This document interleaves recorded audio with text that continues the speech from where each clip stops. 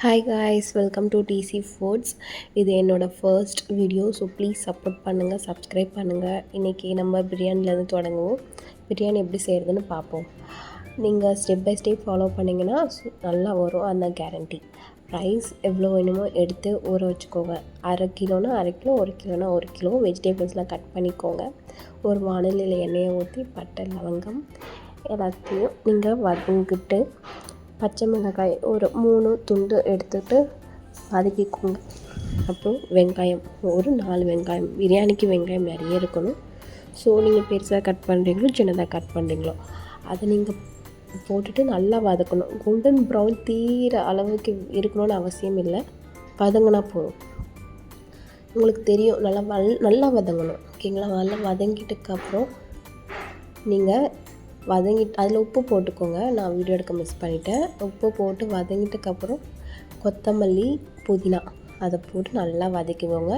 கொத்தமல்லி நல்லா வதங்கணும், இல்லைன்னா கசப்பு தன்மை வந்துடும். அதை வதக்கிட்ட அப்புறம் நீங்கள் இஞ்சி பூண்டு பேஸ்ட் போட்டுக்கோங்க. இஞ்சி பூண்டு பேஸ்ட் எவ்வளோ போடுறோமோ அவ்வளோ அதிகமான டேஸ்ட் இருக்கும். நான் இப்போது ஒரு கையில் 1/2 கை போட்டிருக்கேன். பிகாஸ் நான் பச்சை மிளகா போட்டதுனால நான் கம்மியாக போட்டிருக்கேன். இஞ்சி பூண்டு பேஸ்ட் போட்டதுக்கப்புறம் வதங்கிடும். பச்சை வாசனை போனதும் தக்காளி போட்டுக்கோங்க. தக்காளி நல்லா மசிகிற மாதிரி வதக்கிக்கோங்க. ஸோ சிம்மில் வச்சுட்டு கொஞ்சம் நேரம் வெயிட் பண்ணுவோம். இதுக்கப்புறம் தேவையான மஞ்சள் தூள் 1 ஸ்பூன் போட்டுடணும். மஞ்சள் தூள் போட்டதும் கல்லுப்பு போட்டுக்கோங்க. அடிக்கடி டேஸ்ட் பாருங்கள், காரம் உப்பு எல்லாமே கரெக்டாக இருக்கான்னு பாருங்கள். வதங்க டைம் கொடுங்க. வதங்கிட்டதுக்கப்புறம் பிரியாணி மசாலா, ஆச்சி பிரியாணி மசாலா யூஸ் பண்ணுறேன். நீங்கள் எந்த பிராண்ட் வேணால் யூஸ் பண்ணலாம். பிரியாணி மசாலா 1 கிலோ நான் யூஸ் பண்ணதுனால இந்த காரம் பத்தாது. ஸோ நான் 3 ஸ்பூன் மிளகாய் தூள் போட்டிருக்கேன். வீடியோவில் 1 ஸ்பூன் தான் இருக்குது, மிஸ் பண்ணிட்டேன். So I'm sorry, this is first vlog. நான் 1 ஹேண்டில் வீடியோ எடுத்துக்கிட்டே தான் சமைக்கிறேன். ஸோ அதனால் மிஸ் பண்ணிட்டேன். காரம் போட்டு கொஞ்சம் நேரம் வதக்குங்க. வதக்கிட்டுக்கப்புறம் ஒரு சின்ன பேக்கெட் வாங்கியிருக்கேன்.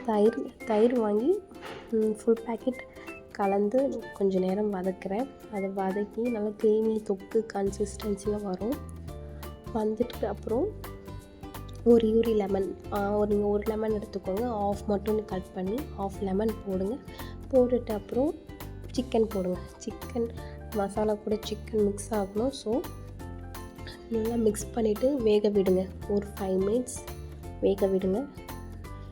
சிக்கன் கொஞ்சம் உங்களுக்கு வதங்கினது தெரியும். ஸோ எடுத்து பாருங்கள் வெந்துடுச்சான்னு. வெந்ததுக்கப்புறம் அது தண்ணி விடும். தண்ணி விட்டுட்டு அப்புறம் எவ்வளோ தண்ணி தேவையோ, ஒரு கிளாஸுக்கு 1.5 டம்ளர் அந்த அளவு மிக்ஸ் பண்ணி தண்ணி ஊற்றி நல்லா கொதிக்க வச்சுட்டு நம்ம ஸ்டார்டிங் வதக்கிறதுக்கு முன்னாடி ஊற வச்ச பாஸ்மதி அரிசியை தண்ணியை நம்ம ஃபில்டர் பண்ணிவிட்டு கொதிக்கும் போது அரிசியை நம்ம போடணும்.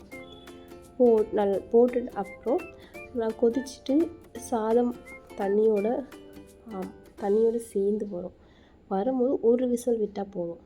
1 விசில் விடுங்க. கொதிக்கும் போது ஒரு ஸ்பூன் கீ போடுங்க. நீங்கள் குக்கர் மூடுறதுக்கு முன்னாடியும் போடலாம். குக்கர் நீங்கள் சாப்பாடு செஞ்சுட்டு அப்புறம் கூட போடலாம்.